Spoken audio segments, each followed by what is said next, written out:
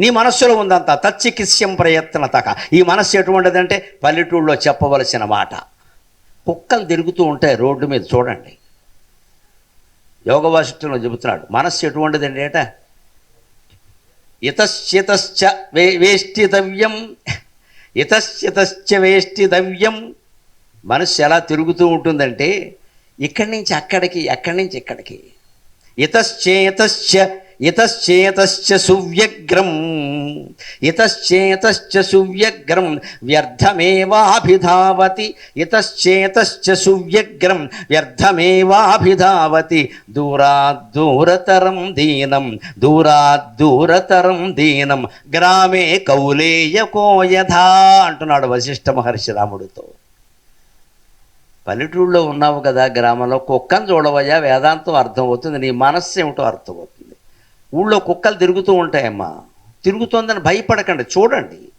ఈ చివరి నుంచి ఆ చివరికి ఎడుతుంది, ఎందుకు వెళ్ళిందో దానికే తెలియదు. అక్కడుండి అని మళ్ళీ ఈ చివరికి వస్తుంది, ఎందుకు వచ్చిందో తెలియదు. మధ్యలో వచ్చాడు, ఎందుకు అలా ఉండి నాలుగు తెరిచి అంటుంది, ఎందుకుందో తెలియదు. పోనీ రొట్టె మొక్క కోసం అంట, రొట్టె మొక్క దొరికినా కూడా తిరుగుతుంది. గ్రామే కౌలేయకో యథా, గ్రామం అంటే ఊరు, కౌలేయకం అంటే కుక్క. ఎలా తిరుగుతుంది? ఇతశ్చేతశ్చ సువ్యగ్రం, ఇక్కడి నుంచి అక్కడికి, అక్కడి నుంచి ఇక్కడికి. సువ్యగ్రం ఏదో పెద్ద పని ఉన్నట్టుగా తిరుగుతుందండి. దాని మీద వీడియో పెట్టండి, కుక్క తిరుగుతుంటే వీడియో పెట్టండి, బాగా అర్థమవుతుంది మీకు. ఏదో పెద్ద పని ఉన్నట్టు ఇంత చేస్తే అక్కడికి వెళ్ళి ఒకసారి ఇలా చూసి మళ్ళీ వచ్చేస్తుంది ఇక్కడికి. ఈ చూడడానికి అక్కడికి ఎందుకు వెళ్తాం, ఇక్కడ కూర్చోవచ్చు కదా. మనస్సు కూడా అంతే, ఎందుకు ఆలోచిస్తుందో తెలియదు, ఎక్కడికి వెళుతుందో తెలియదు. ఇంట్లో కుళాయి తిప్పి నీళ్లు పట్టుకుంటారు. ఇప్పుడు ఎక్కడికో వెళ్ళి నీళ్లు తెచ్చుకోవడం పోయిందిగా, ఇంట్లోనే కుళాయి తిప్పుతారు, నీళ్లు పట్టుకుంటారు. ఆ బిందె పొర్లిపోతూ ఉంటుంది. వీళ్ళు ఏం ఆలోచిస్తారంటే అమెరికాలో అబ్బాయి ఎలా ఉన్నాడో. ఈ కుళాయి నెడుతుంటే అమెరికా గోళంటే ఎక్కడ ఏమిటో ఫోన్ చేయలేదు, ప్రతి శనివారం చేసేవాడు. వాడికి అమ్మంటే ఎంత ప్రేమో, ఫోన్ చేస్తాడు ఖచ్చితంగా. మా కోళ్ళ అదో రకం, నువ్వు అంతకంటే ఎక్కువ రకం నువ్వు ఎక్కడ. కుళాయి దగ్గర ఉండగా కోళ్ల మీద విమర్శ, కోడలను అనుకునే ఉపయోగం వియ్యపురాలు అటువంటిది ఆవిడ మీదకి వెళ్ళిపోయింది. ఇక్కడికే కౌంటర్ పార్ట్ రాముడు రావణుడు. కుళాయి నిండిపోయింది, బిందు పొర్లిపోతుంది, నీళ్ళు ఎక్కడ వదిలేసింది, ఎక్కడికి వెళ్ళిపోయింది. ఇదే కుక్క బుద్ధి అంటే.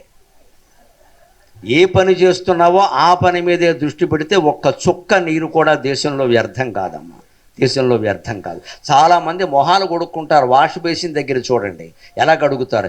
నోట్లో బ్రష్ ఎడతాడు, కుళాయి తిప్పేస్తాడు. ఎందుకు తిప్పావు? కుళాయి బుద్ధి ఉందా?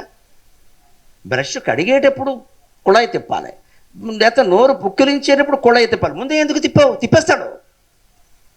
వీడికి కావలసింది బ్రష్ తడవడానికి అవసరమైన 4 చుక్కల నీళ్లు, దానికోసం కుళాయి తిప్పేశాడు. ఎన్ని నీళ్లు పోయేయండి. వీడికి అడిగేది ఒక్క నోరు, అందులో 32 పళ్ళు. ఊళ్ళో ఎవడన్నా ఓడగొడితే 5 6 పోయాయి ఇప్పటికే. ఈ బోడి పళ్ళు గడగడానికి ఇన్ని నీళ్లు కావాలా? ఎందుకని ఇది ఎందుకు జరుగుతుంది? అశ్రద్ధ. మనకి మొహం గడగడం ముఖ్యం కాదు, కూడా తిప్పాయి. పైగా నువ్వు ఎక్కువ వాడుతున్నావు అని అన్నావు అనుకో, మా పైబాట వాడు ఇంకా ఎక్కువ వాడుతున్నాడు. అదేం పోలిక? తక్కువ వాడేవాడు కూడా ఉన్నాడుగా. మరి ఇప్పుడు మన మనస్సును కుక్క అని యోగ వాసిష్టం అందంటే తప్పేముందండి? ఏమీ పని లేకుండా అది తిరిగినట్టే ఇది తిరుగుతుంది అక్కడ. లేకపోతే నీ కుళాయి దగ్గర నిలబడి కుళాయి నుంచి వచ్చే ధార నువ్వు బిందె నీళ్లు పట్టుకోవడం, అది 3 వంతులు పోని 90% నిండగానే తీసేయాలి, పూర్తిగా నిండకూడదు, పొల్లిపోతాయి. మరి పట్టుకోవాలి కదా చేతితోటి. కాఫీ తాగుతున్నామండి, వేలు పట్టడానికి వెలుతుండాలా వద్దా? పూర్తిగా పోసేస్తే చొక్కా మీద పడుతుంది. ఇక్కడ ఈ చూపుడు వేలు బొట్టన వేలుతో పట్టుకోవడానికి కాస్త కాఫీ గ్లాసు వెళ్తుండాలా వద్దా? వేడిగా ఉంటుంది, చేయి కాలిపోతుంది కదా. ఆ మాత్రం వెళ్తుండా బిందేనా? అంతే. అంటే దాని మీద దృష్టి పెట్టవు. ఈలోపు కుక్క బుద్ధి ఎటో వెళ్ళిపోయినట్టే మన బుద్ధి వెళ్ళిపోయింది ఇక్కడ. అందుకే గ్రామే కౌలేయకో యథా ఇతశ్చేతశ్చ సువ్యగ్రం. ఇక్కడి నుంచి అక్కడికి, అక్కడి నుంచి అక్కడికి సువ్యగ్రం. ఏదో పెద్ద యూపీఎస్సీ ఎగ్జామినేషన్ రాసేవాళ్ళలాగా, సివిల్స్ తయారయ్యేవాళ్ళలాగా తిరుగుతూ ఉంటుంది అక్కడికి ఇక్కడికి. అక్కడికి ఎందుకు వెళ్ళిందో తెలియదు, ఇక్కడికి ఎందుకు వచ్చిందో తెలియదు. పైగా వ్యర్థమేవ అభిధావతి. ఇంతకీ ధావతి పరిగెట్టిందంట వృధా, ఇట్స్ ఆల్ వేస్ట్. దూరతరం, ఇంకా దూరం వెళ్ళిపోతుంది, అక్కడి నుంచి దూరతరం వెళ్ళిపోతుంది. దీనం, తిరిగి తిరిగి ఆయాసపడి దీనంగా మారిపోతుంది. గ్రామంలో కుక్క, మన మనస్సు కూడా అంతే. ఆలోచించి ఆలోచించి ఆలోచించి బిందెకి 2 బిందెలు నీళ్లు వృధా అయిపోయాక ఎంత ఆలోచిస్తే ఏం ఉపయోగం, కర్మ మారుతుంది ఏమిటి. ఇది కుళాయి దగ్గర ఇంతకుముందే ఉంటే ఎంత బాగుండేదో. ఇప్పుడు అరగంట ఆలోచించావు, పెంట అయిపోయింది మనస్సు. ఇప్పుడేమంటున్నావు ఇక్కడ, ఎంత ఆలోచిస్తే ఏం ఉపయోగం, ఈ జ్ఞానం ముందే ఉంటే ఎంత బాగుండేది. అసలు ఎందుకు ఆలోచిస్తున్నావు ఇక్కడ, నువ్వు పరిష్కరించలేని సమస్య గురించి ఎప్పుడూ ఆలోచించద్దు దయచేసి. అది మన పరిష్కారం కాదు, కాలం పరిష్కరిస్తుంది చాలా వాటిని. 13 ద్రౌపది వస్త్రాపహరణం తర్వాత కూడా భయంకరమైన అవమానాలు పడినా పాండవులు 13 ఏళ్ళు ఆగారమ్మా. 5గురిలో ఎవరికంటే నువ్వు గొప్పవాడివయ్యా, ఎందుకు ఆగలేకపోతున్నావు. అయిపోవాలి అయిపోవాలి, వాడు నేను తేలిపోవాలి, ఏడు తేలిపోయేది అక్కడ, జైలుకి వెళ్ళిపోతావు. వాడు పైకి పోతాడు, నువ్వు లోపలికి పోతావు. వాడు నేను తేలిపోవాలి, వాడు నేను తేలిపోవాలని చూరులోంచి కత్తి తీసి వెళ్ళి వాడిని వేసేస్తాడు. మరణాలన్నీ అలాగే జరుగుతున్నాయి, గమనించండి. ఆవేశం చేస్తే ఏమైంది, నిజానికి వీడు వాడికి ఉపకారం చేశాడు. అంత శత్రువుని బతకనిచ్చి మనకి చేసిన ద్రోహానికి జీవితాంతం గుణపాఠం అనుభవించేలా చెయ్యాలి. కానీ వాడిని చంపుతున్నావంటే వాడికి మేలు చేస్తున్నామండి. హత్యలు చేయకూడదు. హత్య ఎప్పుడూ ఆవేశమే. వాడి జీవితం పోయింది అని అది వాడికి తెలియదయ్యా బాబు, వాడు పోయాడు.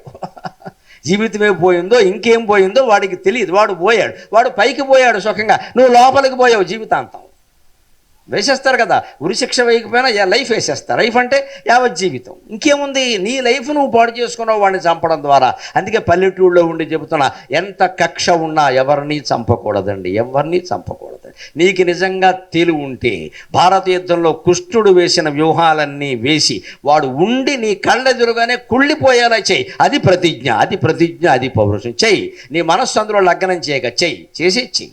వాడు చేసిన దానికి పశ్చాత్తాపడాలి, కుళ్ళిపోవాలి. అటువంటి ప్లాన్ అయ్యి. అంతేగా నువ్వు ఇరుక్కుని చూరులోంచి కత్తి తీసి వాడిని పొడి చేసి ఎత్తి ఏమైంది, వాడు పైకి పోయింది, నువ్వు లోపలికి పోయావు, అయిపోయింది. చేసింది వృధా అయిపోవాలా. దూరతరం దీనం గ్రామే కౌలేయకో యథ. ఈ రకంగా దూరతరమే ధ్యానమయ్యాడు. చివరికి మన ఆవేశాలు, మన వ్యర్థమైన ఆలోచనలు గంటల తరబడి ఆలోచిస్తామండి. ఏమిటో రోజు పలకరించడానికి ఎవరన్నా మన దగ్గరికి వచ్చారనుకోండి కొత్తగా, ఏమండి బాగున్నారా అంటే ఎప్పుడు ఒక్కటే సమాధానం అమ్మా, వేదాంతం మీరు 3 రోజులు వింటే మీ నుంచి నేను కోరేది ఒకటే, ఆరోగ్యం సహా ఎవ్వరికీ మీ విషయాలు చెప్పకండి. బాగున్నారంటే బ్రహ్మాండంగా ఉన్నావు, నీకేమైనా కావాలా అని అడగండి, అంతేగాని ఈ మధ్య కొంచెం ఈ మోకాలు ఎవడు అడిగండి నిన్ను, వాడేమైనా మోకాలు డాక్టరా, వాడేమైనా గురవారెడ్డి అయితే మోకాలు డాక్టర్ అయితే చెప్పు పర్వాలేదు, ఆయన మోకాళ్ళు మారుస్తాడు. వాడు గురవారెడ్డి కాదు, నీకు కంటి వ్యాధి ఉంది, ఆయన శివారెడ్డి కాదు, నువ్వు ఎందుకు చెప్తున్నావు వీడికి. వచ్చిన వాడికల్లా అన్నీ బాగున్నాయి, ఈ మధ్యన కొంచెం కుడిచెవి ఏమైంది, ఈ విన్న పాపపు మాటలు సరిపోలేదా, ఇంకా వినడానికి ఏమైనా భారతమా, రామాయణమా, ఉపనిషత్తా, ఏం వింటావు ఈ దరిద్రపు మాటలు. పోనీ చెవుడు వస్తే మంచిది, గుడ్డిదనం వస్తే ఇంకా మంచిది, గొడవలేదు. ఎన్ని వినడం మానేస్తే అంత మంచిది, ఎన్ని చూడడం మానేస్తే అంత మంచిది, ఎన్ని చదవడం మానేస్తే అంత మంచిది. ఒకే ఒక్క మాట నమ శివాయ అనే జపం ఎంత చేస్తే అంత మంచిది. దానికి చెవులు అక్కర్లేదు, కళ్ళు అక్కర్లేదు, నోరు అక్కర్లేదు, కేవలం మనస్సు చాలండి. కేవలం మనస్సు, అది చావదండి ఎట్టి పరిస్థితుల్లో. వచ్చే జన్మకు కూడా మనస్సే కారణం, మనస్సు సావదు. నువ్వు మనస్సుతో భజన చేయడానికి ఇవన్నీ దేనికయ్యా, చెవులు లేవు కళ్ళు లేవు అంటావు, ఏమైంది లేకపోతే. మనం పని కట్టుకుని పోగొట్టుకోక్కర్లేదండి, కానీ పోయిన వాటి గురించి అడవక్కర్లేదు. అదే వేదాంతం. అందుకని చెబుతున్నాడు ఇక్కడ, ఖచ్చితంగా కుక్క తిరిగినట్టే తిరుగుతున్నావు. మరి మనస్సును ఆపడం ఎలాగా అంటే కీలకం అన్నాడు. కీలకం అన్న మాటలో ఉంది. కీలు అనే మాట తెలుగులో యంత్రానికి వాడతారు. కీలు బొమ్మ, కీలు గుర్రం, కీలంటే యంత్రం. తెలుగు మాటలు లేవు అనకండి. యంత్రం అనే దానికి మెషిన్ అంటారు, యంత్రం కాదు, కీలు బొమ్మ. అదే ఉదాహరణ చెబుతున్నారు ఇక్కడ. మనోయంత్రస్య చలనే కారణం వేదనం విదుహు, మనోయంత్రస్య చలనే కారణం వేదనం విదుహు, ప్రణాళీ దారుమేషస్య రజ్జురంతర్గతం యథా, ప్రణాళీ దారుమేషస్య రజ్జురంతర్గతం యథా. మనోయంత్రస్య చలనే, మనస్సు కూడా ఒక కీలు బొమ్మ లాంటిది. ఇది అర్థం కావాలంటే, ఇవాళ చాలామంది ఇళ్లలో గోడకి ఫ్యాన్లు ఉంటున్నాయి, టేబుల్ ఫ్యాన్లు గోడకు ఉంటాయి. అన్నం తినే చోట గోడకి పెడతారు. దానికి చూడండి ఏదో స్విచ్ ఉంటుంది మామూలు కాకుండా 2 తాళ్ళు వేలాడుతూ ఉంటాయి అలాగా. ఎందుకు, స్పీడ్ పెంచడానికి, తగ్గించడానికి. నీ తాళ్ళు ఆగలేదనుకో ఆ ఫ్యాన్ తిరగదు, నీ స్పీడ్ తగ్గదు పెరగదు. తాళ్ళు లాగితేనే పనిచేస్తుంది, లేకపోతే పని చేయదు. తాళ్ళు ఎందుకు పెట్టారు? ఈ తాడు ఇలా లాగాలి, కొంచెం లాగితే కొంచెం పెరుగుతుంది, ఇంకొంచెం లాగితే మొత్తం తెగుతుంది. ఈ తాడు లాక్కుండా గోడ మీద ఫ్యాన్ పనిచేస్తుందా నీకు? అలాగే మనస్సును కూడా లాగేస్తున్నవి కొన్ని ఉన్నాయి, వాటిని గమనించు, అవి లాక్కుండా చూసుకో. ఎలాగ దానికి ఉపాయం? మనోయంత్రస్య చలనే, మనస్సనే యంత్రం ఎందుకు చెలిస్తోందంటే కారణం వేదనం విదుగు. దేన్ని గురించో మనస్సులో పెట్టేసుకున్నావు తాపత్రయం. పిల్లలనో, మొగుడనో, పెళ్ళామనో, ఆస్తనో ఏదో పెట్టేసుకున్నావు ఇక్కడ. లేకపోతే ఊళ్ళో పరువనో, ఎన్నికల్లో ఓడిపోయామనో ఏదో ఒకటి పెట్టేసుకున్నావు అక్కడ. ఎందుకు వదిలేకపోతున్నావు దాన్ని? ఇదివరకు నువ్వు ఇంకొకరిని ఓడించినప్పుడు నువ్వు పండగ చేసుకోలేదా? ఇప్పుడు వాడిని నిన్ను ఓడించాడు, ఏమైంది ఇక్కడ? అట్నుంచి ఇటు అయింది, అంతే కదా. ఎప్పుడు మనమే గెలవాలంటే సాధ్యం అండి అది? ఇంత ధర్మం కోసం పోరాడిన పాండవులు కౌరవుల్ని గెలిచారమ్మా. ఏం గెలిచారనాలమ్మా? అది గెలుపా ఓటమా? అభిమన్యుడు పోయాడు, భీముడు కొడుకు ఘటోత్కచుడు పోయాడు, అర్జునుడు కుమారుడు యలావంతుడు పోయాడు, అందరూ ద్రౌపది కొడుకులు 5గురిని అశ్వత్థామ దారుణంగా అర్ధరాత్రి చంపేశాడు. ద్రౌపదుడు పోయాడు, విరాటుడు పోయాడు, ఎవరు మిగిలారమ్మా? దృష్టజుమ్నుడు పోయాడు, అందరూ పోయారు. పాండవ పక్షంలో మిగిలింది 7గురు. పాండవులు 5గురు, కృష్ణుడు సాత్యకి. ఆశ్చర్యం కదండి. 7 అక్షోహిణీలు, 7 లక్షల సైన్యంలో కౌరవపక్షంలో వాళ్ళు ఎలాగూ పోయారు. అందులో మిగిలింది 3, కృతవర్మ, కృపాచార్యుడు, అశ్వత్థామ. 3 మిగిలారు. 11 లక్షలకి 3 మిగిలారు అక్కడ. 7 లక్షలకి ఇక్కడ 7గురు మిగిలారు. తేడా ఏం లేదు, లక్షకు ఒకడో. ఎందుకు జరిగిందో తెలుసా?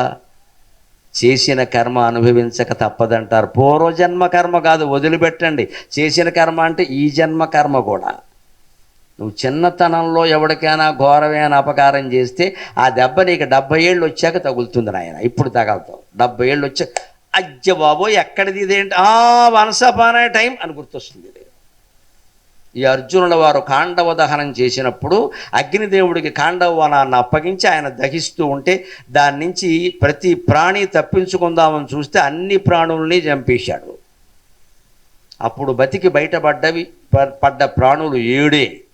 జరిత అని ఒక పావురం లాంటి పక్షి, లావుక పెట్ట, దాని సంతానం 4.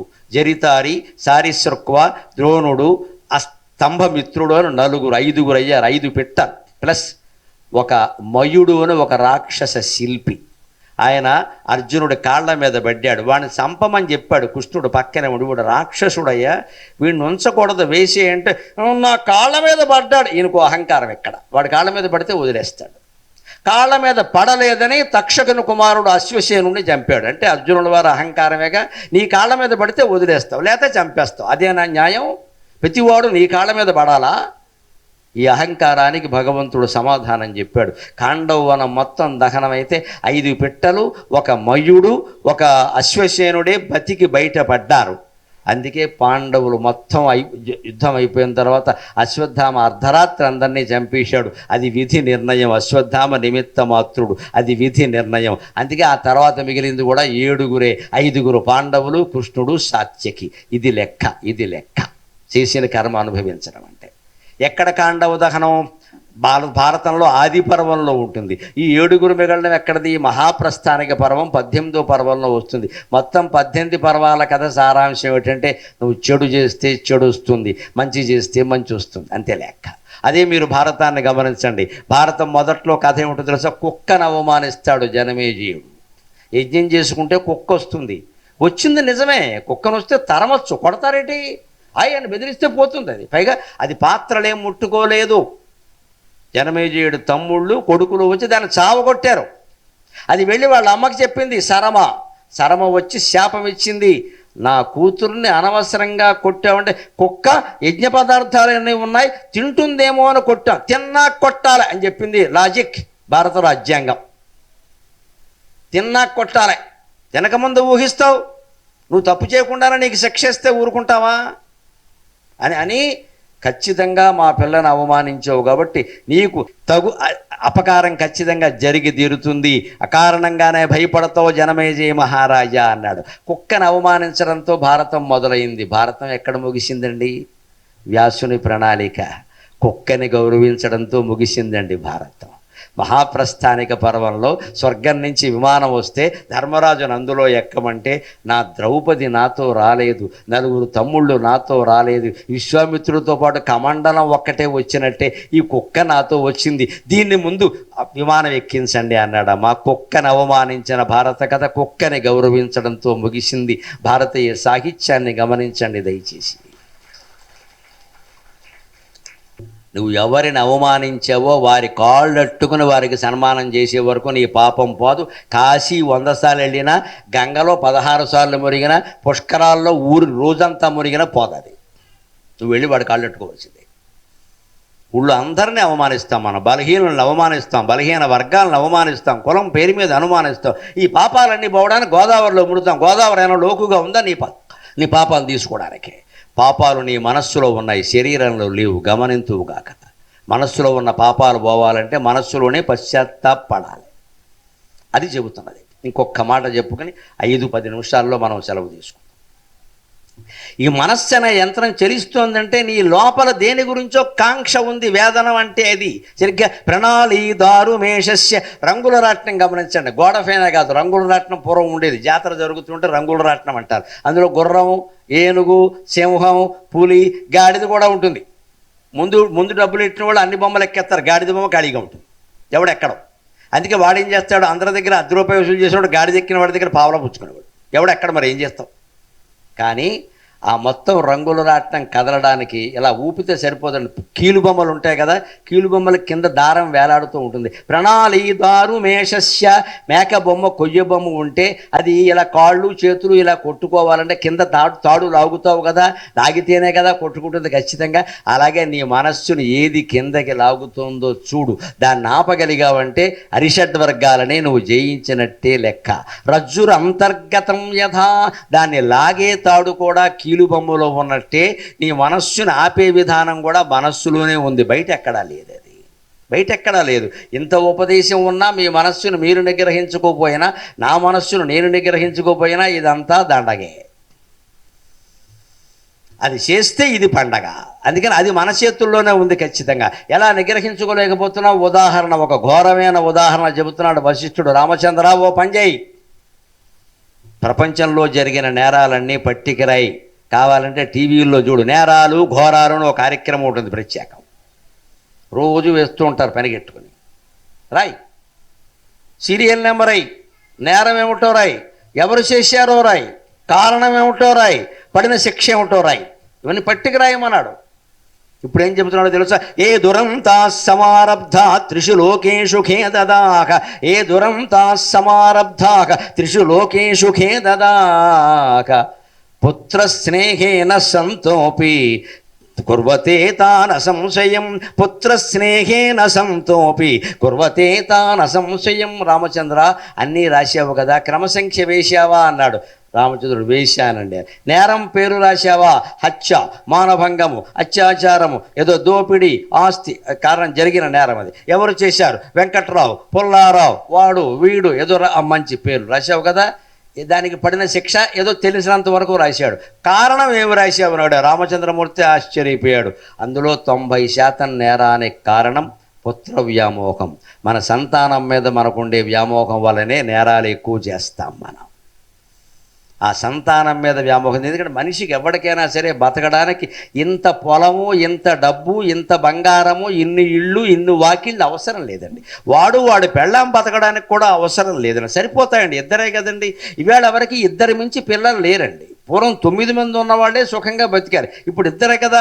ఈ ఇద్దరు పిల్లలతో నలుగురు బతకడానికి ఇన్ని 100 కోట్లు అవసరం లేదమ్మా. వీడు ఎలా ఉంటాడంటే, నేను 7 తరాలకి సరిపడా సంపాదించా. ఇంత వెధవి ఇంకోళ్ళు లేడు ఇక్కడ. ఎందుకు సంపాదించావు? పని లేక. 7 శ్లోకాలు ఆత్మజ్ఞానం నేర్చుకున్నావా? 7 శ్లోకాలు భగవద్గీత చదివావు లేదు. 7 తరాలకి సరిపడ సంపాదించాడు. సిగ్గు లేకపోతే సరే చెప్పుకోవడానికి. ఎందుకు సంపాదించావని అడగండి. మా అబ్బాయి కోసం, మా మనవడి కోసం, మా మునిమనవడి కోసం. అంటే ఈ మొత్తం అక్రమ సంపాదన, ప్రభుత్వానికి కట్టవలసిన పన్నులన్నీ ఎగ్గొట్టి లోకల్ని మోసం చేసి విపరీతంగా ధరలు పెంచేసి మొత్తం లాభాలు గడించిందంతా దేనికంటే వీడి మునిమనవడి కోసం. మరి వశిష్ఠుడు చెప్పింది నిజమా కాదా? పుత్ర స్నేహేన సంతోపి కుర్వతే తాన సంశయం. తన సంతానం కోసం, వారి సంతానం కోసం, వారి సంతానం కోసం, 4-5 తరాలు సుఖంగా ఉండడం కోసం మనుషులు ఇవాళ వేల కోట్లు సంపాదిస్తున్నారండి. మళ్ళీ వాళ్ళని పొరపాటుని ఏమండి ఇంత సంపాదన ఎందుకు అన్నావు అనుకో, ఋగ్వేదం మాట్లాడినట్టు మాట్లాడతాడు. ఏంటో తెలుసా, పెళ్ళాం పట్టెల్ని పోషించుకోవాలంటే ఏదో 4 రాళ్ళు 4 రాళ్ళ ఇవి అంటే వీడి దృష్టిలో ఒక రాయి ఈక్వల్ టు 100 కోట్లు. అది లెక్క. 4 రాళ్ళు అంటే 400 కోట్లు. 4 రాళ్ళు కావాలంటే ఈ పక్కన ఉన్నాయి బోల్డ్ పట్టుకెళ్ళు. 400 కోట్లు అక్రమంగా సంపాదించి 4 రాళ్ళు అంటావా పెద్ద మనిషి? పైగా పిల్లల్ని పోషించుకోవడానికి ఏ పెళ్ళాం అడిగిందండి 400 కోట్లు సంపాదించమని? అడుగుతారండి? ఆడవాళ్ళు సంపాదన కోరుకుంటారమ్మా, ఎంతవరకు గౌరవంగా బతకడం కోసం, అంతే. 100 కోట్లు సంపాదిస్తాను కానీ ఐటీ వాళ్ళు ఈడీ వాళ్ళు పట్టుకునే అవకాశం ఉందంటే ఏ ఆడది సంపాదించమని చెప్పదా? వద్దండి, మనకి ఎందుకండి లేనిపోను గొడవ, ఉన్నది చాలండి, వాళ్ళు ఎవరో దాడి చేస్తే మిమ్మల్ని పట్టుకుపోతే నేను ఏమైపోతాను ఇక్కడ అనే అంటుంది తప్ప అక్రమంగా సంపాదించమని దేశంలో ఏ స్త్రీ చెప్పదమ్మా. అనుమానం ఏం లేదు ఇక్కడ, అనుమానం లేదు. ఇది మగ బుద్ధి, ఇది మగ బుద్ధి. వీడు పెళ్ళాం దగ్గర పోజుకొట్టడానికి, పిల్లల దగ్గర పోజుకొట్టడానికి, మనవాళ్ళ దగ్గర పోజుకొట్టడానికి, ఊళ్ళో వాళ్ళ దగ్గర పోజుకొట్టడానికే అక్రమంగా సంపాదించమని చెబుతుంది తప్ప భారతదేశంలో పుట్టిన ఏ స్త్రీ భర్తకు అక్రమంగా సంపాదించమని చెప్పదండి. మనమే చేస్తున్నాం దాన్ని ఇక్కడ. మనం పోజు కొట్టేయాలి ఇక్కడ. పైగా కొట్టేసి రేపొద్దున ఏదైనా రాగానే కొడుక్కి చెప్తారు, ఎందుకండి నాన్నగారు అలా నీకోసమే రా అంటే వాడి కోసమైతే రైటేనా? అందుకే ఇక్కడ వశిష్ఠుడు చెప్పాడు స్పష్టంగా, లోకంలో జరిగే నేరాలన్నీ పుత్ర వ్యామోహం కారణంగానే జరుగుతున్నాయి అంటే. అప్పుడు ఒక ప్రశ్న వేశాడు, దాంతో మనం సెలవు తీసుకుందాం. రామచంద్రమూర్తి ఒక ప్రశ్న వేశాడు, ఈ అజ్ఞానం పోవాలంటే ఏం చెయ్యాలో చెప్పండి, వినడానికే కష్టంగా ఉంది ఇదంతా. ఇది పోగొట్టేది ఏమిటి అంటే, భారో అవివేకిన శాస్త్రం, భారో అవివేకిన శాస్త్రం, భారో జ్ఞానం చ రాగిణగా, అశాంతస్య మనోభారో భారో అనాత్మవిదో వపు. రామచంద్ర చెబుతానయ్యా, చేసేవాడేడి అన్నాడు ఆయన వశిష్ఠుడు. చెబుతాను, 32,000 శ్లోకాలు చెబుతాను, చేసేవాడేడి? ఎవరు వినరయ్యా. ఇంత శాస్త్రం చదివితే ఇంత పొడుగెందుకంటే పని లేక 3 మొక్కల్లో చెప్పగా అంటాడు. వీడు 30 మొక్కలు చెప్పినా చేయడు వీడు. అందుకే అవివేకికి శాస్త్రం భారం అన్నాడు. విజ్ఞానం మనకి లేకపోతే వివేకం, విజ్ఞానం కాదమ్మా వివేకం అంటే మంచి చెడ్డ వేరు చేసి చూడగలగడం, ధర్మాధర్మాలను వేరు చేయడం, న్యాయాన్యాయాలను వేరు చేసేది వివేకం. ఆ వివేకం కనుక లేకపోతే మనకి భగవద్గీత కానీ యోగ వాసిష్టం కానీ మనీషా పంచకం కానీ ఎలా కనపడతాయంటే అన్నీ భారంగా కనిపిస్తాయి. మళ్ళీ మనం ఎంత గొప్పవాళ్ళం అంటే, నేను రోజు పడుకునే ముందు దక్షిణామూర్తి స్తోత్రం చదువుకుంటా. దేనికమ్మా? దక్షిణామూర్తికి కూడా విసుగు. ఎందుకు చదువుతున్నావు? ఒక్క శ్లోకానికి అర్థం తెలుసా? ఒక్క వాక్యానికి తెలుసా? అర్థం తెలుసుకున్నావా? అన్వయించావా? లేదు, అవన్నీ వద్దు, చదివితేనే అన్నీ అలా అవ్వండి. ఎక్కడ చదివితే అయిపోవడం ఏంటి? చదివితే పుస్తకం అయిపోతుంది, నలిగిపోతుంది, ఇంకో అట్ట వేసుకోవాలి. చదివితే అయిపోవడం ఏంటండి? మనం అలా పెంచేసుకున్నాం బాగా, ఎందుకంటే మనకి అవి కావాలి. అందుకే బాగా జనాకర్షణకి కోసం ప్రవచనాలు చెప్పేవాళ్ళు ఏం చేస్తారు అంటే, మీకు ఏమి నచ్చుతో అవే చెప్పారమ్మా, మీకు నచ్చినా నచ్చకపోయినా సత్యం చెప్పడం కోసమే ఈ జీవుడు బతుకున్నాడు. ఖచ్చితంగా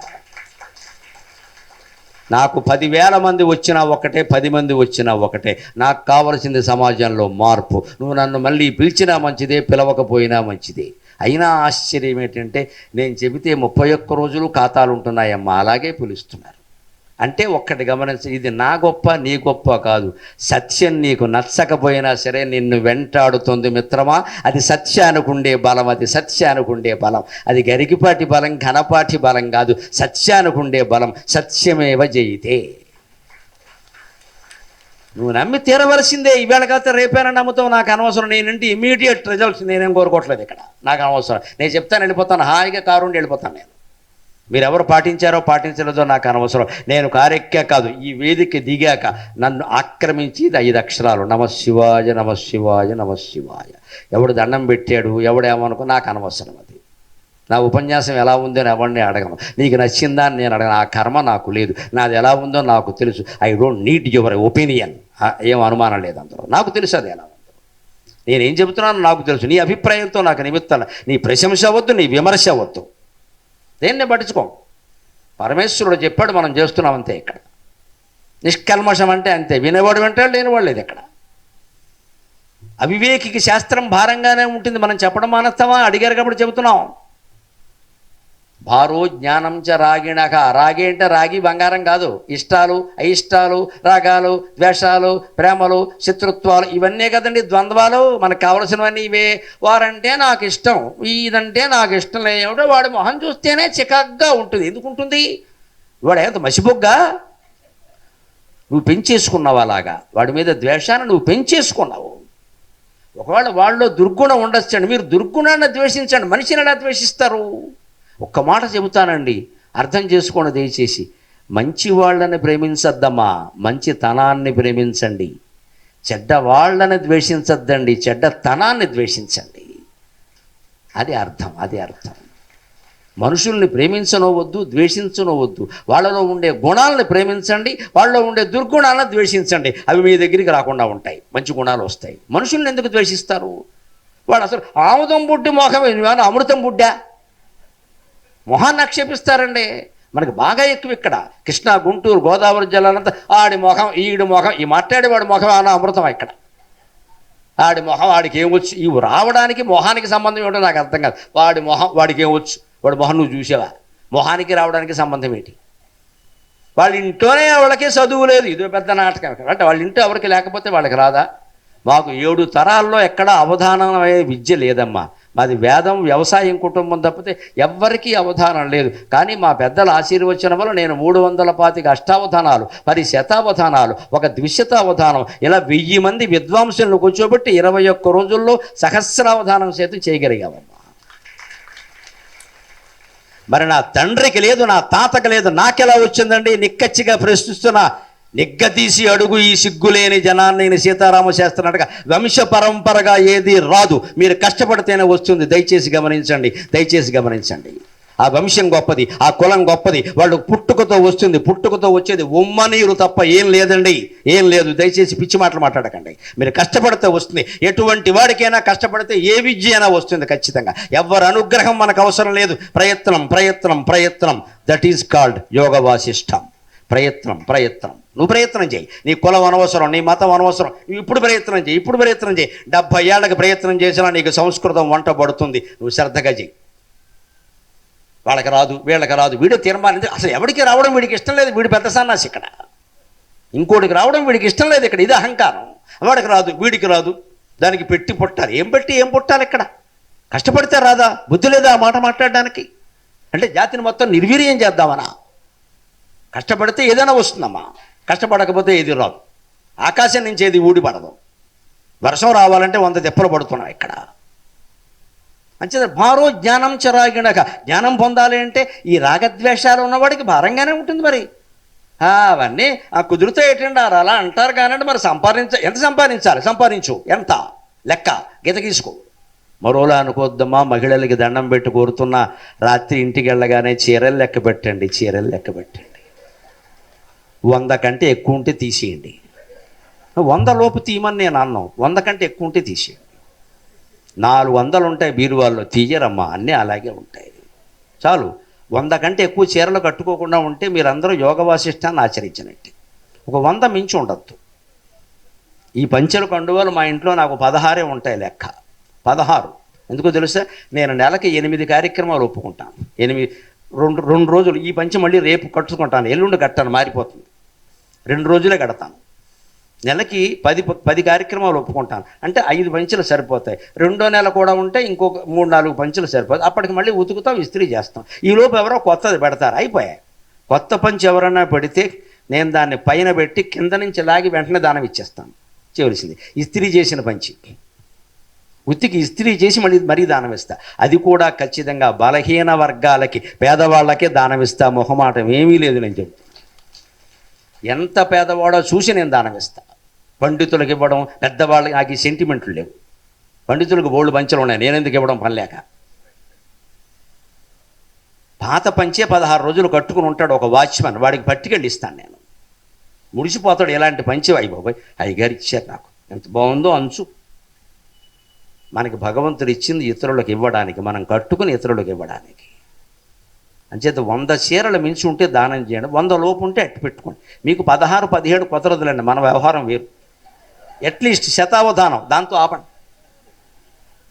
మగాళ్ళకి చెప్పక్కల, వాళ్ళకి అంత ఏమి ఉండవు, ఒకళ్ళు ఉంటే ఇచ్చే ఏమి ఉండవు. ఈ పల్లెటూళ్ళు అసలు ఉండవు. ఆ 10 పంచులు ఉంటే గొప్ప. ప్యాంటు చొక్కాలు కూడా ఏమి ఎక్కువ ఉండవు. చెయ్యాలమ్మా, చెయ్యాలి. ఎందుకంటే కాంక్ష. ఈ చీరల పైన కట్టుకుంటారా? కట్టుకోరు. అలాగా బట్టలు షోరూంలో ఉన్నట్టే ఉంటాయి. ఇక్కడ ఆర్ఎస్ బ్రదర్స్లో ఉన్నట్టే వరుసగా. ఎప్పుడు మా మనవరాలు పెళ్ళికి కట్టుకుందామని, అది ఇప్పటికీ పెళ్లి చేసుకుంది, నీకు తెలియదు ఆ విషయం. మనవరాళ్ళు ఎవరో అమ్మమ్మకి చెప్పి పెళ్ళిళ్ళు చేసుకో. So they are so intelligent. వాళ్ళు చేసుకుని వచ్చి బ్రష్మే అంటున్నారు వాళ్ళు ఇక్కడ. దేనికి నీకు దాని మీద కాంక్ష పని లేక. కొత్త చీర కొంటే వెంటనే కట్టేసుకోండి, కొత్త నగలు చేయించుకుంటే వెంటనే పెట్టేసుకోండి. రేపు ఉంటామని గ్యారంటీ ఏం లేదమ్మా. అనుభవించేసాం అయిపోయింది లెక్క. జీవితం అంటే అంతే. వెంటనే కొత్త ఆభరణం చేయించుకున్నారు, భయపడకండి, లాకర్లో పెట్టకండి, పెట్టేసుకోండి. ఓ నెలలు పెట్టేసుకోండి. ఎవడన్నా పట్టుకుపోయాడు అనుకో, ఇక పెట్టుకోవడం మానేయండి. పట్టుకుపోతాడేమో అని పెట్టుకోవడం మానేస్తే, పెట్టుకోవడం కూడా మానేసాం. ఎందుకు చేయించుకున్నామో తెలియదు. సేఫ్ డిపాజిట్ లాకర్లో పెట్టాం, సంవత్సరానికి 7,000 కడతారు ఇక్కడ. దేనికి పని లేక. ఈ నగే దండగ, మళ్ళీ 7,000 దండగ. నువ్వు పెట్టుకోలేదు. నగలుంటే పెట్టుకోవాలి, చీరలుంటే కట్టుకోవాలి, భోగాలుంటే అనుభవించాలి. ఇంట్లో ప్రతి సోఫాలో పూటకో సోఫా చొప్పున కూర్చోవాలి, పూటకో కుర్చీ చొప్పున కూర్చోవాలి. అన్ని కుర్చీల్లో మనమే కూర్చోవాలి. లేని దానికి ఇది బయటవాడి కోసమా? ఆ ఆనందం అంతా అనుభవించాలి. అప్పుడు జీవితం. లేకపోతే ఈ రాగద్వేషాలు పెట్టుకుంటే భారమే జీవితం అంతా. ఇంకో మాట చెబుతున్నాడు, భారు అశాంతస్య మనోభారం. ఈ తాపత్రయాలు, బట్టల గురించి, బీరువాల గురించి, నగల గురించి, పిల్లల గురించి, బంధాల గురించి, ఈ తాపత్రయాలు పెంచుకోవడం లేకపోతే అశాంతి బయలుదేరిందా లేదా? ఎవరికి జ్వరం వచ్చినా మనకే బాధ అండి. వస్తుందమ్మా. పిల్లల పట్ల మనకి బాధ్యతలు ఉన్నాయి, పెద్దవాళ్ల పట్ల బాధ్యతలు ఉన్నాయి. పిల్లాడికి జ్వరం వచ్చింది, ఏడిస్తే జ్వరం తగ్గుతుందా? నేను మొండిగా మాట్లాడలేదు, నాకు పిల్లలు ఉన్నారు. వాళ్ళకి ఏదన్నా అయితే నేను కంగారు పడతా. కానీ కంగారు పడి కర్తవ్యం మర్చిపోతావా? జ్వరం వచ్చింది పిల్లాడికి, కంగారు పడకండి, కన్నీళ్లు పెట్టి కూర్చోకండి అక్కడ. అప్పుడే తిరుపతి మెట్లన్నీ బొట్టెడతా. వద్దమ్మా, దేవుడికి నీ కొడుకు జ్వరం తగ్గించాల్సిన అవసరం ఏం లేదు ఇక్కడ. ఆయనకి బోర్డు జ్వరం వచ్చింది ఇక్కడ తిరుపతి వెంకటేశ్వర స్వామికి. ఎందుకంటే రోజుకు 3 కోట్ల ఆదాయం, 30 గంటలు క్యూ, చచ్చిపోతున్నాడు ఆయన జ్వరంతో అక్కడ. ఆయన పడుకొనిస్తే కదా. 12 వరకు దర్శనం, 3 లేపేయడం సుప్రభాతం. 2 గంటలు కూడా పడుకోవాలా? మనకేమో 8 గంటలు కావాలి. స్వామివారిని మనం పడుకోనియ్యం. అంతమంది అక్కడికి వెళ్ళిపోతారు. ఇక్కడ గొడవరలో కానీ, కంకిపాడులో కానీ వెంకటేశ్వరాలయం ఉంటే వెళ్ళరండి. అక్కడ అర్చకులు భిక్షాటం చేసుకునే స్థితిలో ఉంటారమ్మా. దయచేసి వాళ్ళని పోషించండి. మీ ఊళ్ళో గోళ్ళని పోషించండి, మీ ఊళ్ళో గోళ్ళని పోషించండి. తిరుపతి పెడతారు, శ్రీశైలం పెడతారు, కాశీ పెడతారు. ఈ ఊళ్ళో గుళ్ళు ఏమైపోవాలండి? ఇక్కడ అర్చకులందరూ ఏమైపోవాలండి? ఇక్కడ ఆలయాలు లేవా? మనకు నచ్చదో. అందరూ ఎక్కడికెడితే అక్కడికే. గతానుగతికో లోక. ఇదే అజ్ఞానం అంటే ఇదే. ఈ అజ్ఞానం పోవాలి ఖచ్చితంగా. అందుకని చెబుతున్నారు అశాంతి. నీ ఎన్ని గుళ్ళు తిరిగినా నీ అశాంతి పోలా. పైగా తిరుపతి వెళ్ళి వచ్చేటప్పుడే యాక్సిడెంట్లో 3 కలిపి శ్రీమద్ రమారమణ గోవిందా. వెంటనే మన భగవంతుడి మీద మన నమ్మకం గోవిందా. తిరుపతి దేవుడు కూడా కాపాడలేదమ్మా. నేను అర్ధరాత్రి డ్రైవింగ్ చేయమని ఆయన చెప్పాడా? రాత్రి అంతా విశ్రాంతి తీసుకుని పొద్దున్నే రావచ్చుగా. అసలు యాత్రలకి, దీర్ఘ ప్రయాణాలకు వెళ్ళినప్పుడు ప్రొఫెషనల్ డ్రైవర్ని పెట్టుకోవాలి. పొరపాటున కూడా భార్య కానీ, భర్త కానీ, కొడుకు కానీ డ్రైవ్ చేయకూడదు. వీళ్ళు యాత్రలు చేసి అలిసిపోయి ఉన్నారు. వాళ్ళు డ్రైవ్ చేయడం ఏంటండి? ప్రొఫెషనల్ డ్రైవర్స్ ఉంటారు, నిద్ర లేకపోయినా చేయగలరు. వాళ్ళని పెట్టుకోవాలి. మనం ఏంటంటే నేను చేస్తా, పెళ్ళాం ముందు పెద్ద పోజు, పెళ్ళాం ఈయన కలిపోయారు ఇక్కడ. రాత్రి తెల్లవారు నిద్రలేదు, ఈయన డ్రైవింగ్ చేస్తారు. ఇక్కడ వచ్చేసరికి మొత్తం పోయారు. దేవుడు అనుకుంటాడు. పైగా దేవుడికి ఎందుకు కాపాడాలి? నిన్ను కాపాడాల్సిన అవసరం ఆయనకేంటి? నిన్ను తిరుపతి రమ్మని ఆయన అన్నాడా? కారులో రమ్మని ఆయన అన్నాడా? అర్ధరాత్రి తిరిగి వెళ్ళమని ఆయన అన్నాడా? ఎందుకంటే దేవుడు నిందిస్తారు అనవసరంగా మన బుద్ధి లోపానికి.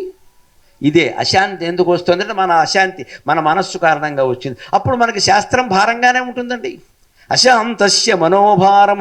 అశాంతితో ఉన్నవాడికి వాడి మనస్సే వాడికి భారం. ఇంకో మాట చెబుతున్నాడు చాలా తీవ్రంగా. కొంతమందికి కాదు, చాలామందికి శరీరమే భారం. స్థూలకాయం కావడం వల్ల కాదు, 150 కేజీలు బరువు ఉండడం వల్ల కాదు. అనాత్మవిదో వపుహు భారం. ఆత్మజ్ఞానం లేని వాడికి 6 అడుగుల శరీరము దండగే అన్నాడు ఖచ్చితంగా. నేనెవరనే ఒక్క విషయం జీవితంలోగా తెలుసుకోకపోతే మొత్తం పోయినట్టే లెక్క. ఎందుకంటే భగవంతుడు అపూర్వమైన జన్మిచ్చాడమ్మా. మానవ జన్మను దుర్వినియోగం చేయొద్దు. ఒక్క మాట చెప్పి నేను సెలవు తీసుకుంటా. ఒకడు వెండి ఇటకలతో పొయ్యి కట్టేట, వెండి ఇటకలతో. దాని మీద బంగారపు కుండ పెట్టేట, దాని కింద మంచి గంధపు కట్టెలు పెట్టేట. వీడు ఇంత ఆర్భాటం చేసాడు ఏమిటని ఊళ్ళో వాళ్ళు చూడడానికి వచ్చారట. వెండి ఇటకలు, జాగ్రత్తగా అర్థం చేసుకుందాం. వెండి ఇటకలతో పొయ్యి పెట్టాడు, బంగారపు కలశం పెట్టాడు, పైన కింద మంచి గంధపు కట్టెలు పెట్టాడు అంటించడానికి. లోపల ఏం వండుతున్నాడో చూశారు, తెలగపిండి వండుతున్నట్ట. తెలగపిండి వండడానికి ఇంత సీనా? మనకి భగవంతుడు వెండి ఇటకల లాంటి మానవ జన్మ ఇచ్చాడు, దాని మీద బంగారు కలశం లాంటి బుద్ధి ఇచ్చాడు, దాని కింద మంచి గంధపు కట్టెల్లా ఆవిరైపోయేలాగా మన రాగద్వేషాలను ఇచ్చాడు. దాంట్లో మొత్తం పరమార్థం అనే జ్ఞానాన్ని వండాలండి. తెలగపిండి ఉండకూడదండి, తెలగపిండి ఉండకూడదు. దీంతో మనం సెలవు తీసుకుందాం. మళ్ళీ రేపు సాయంత్రం 6 గంటలకు కలుద్దాం. అంతవరకు నేను మాట్లాడడానికి, మీరు వినడానికి ఆశ్రయమైన తెలుగు భాషలో మనం మాట్లాడదాం. సెలవు.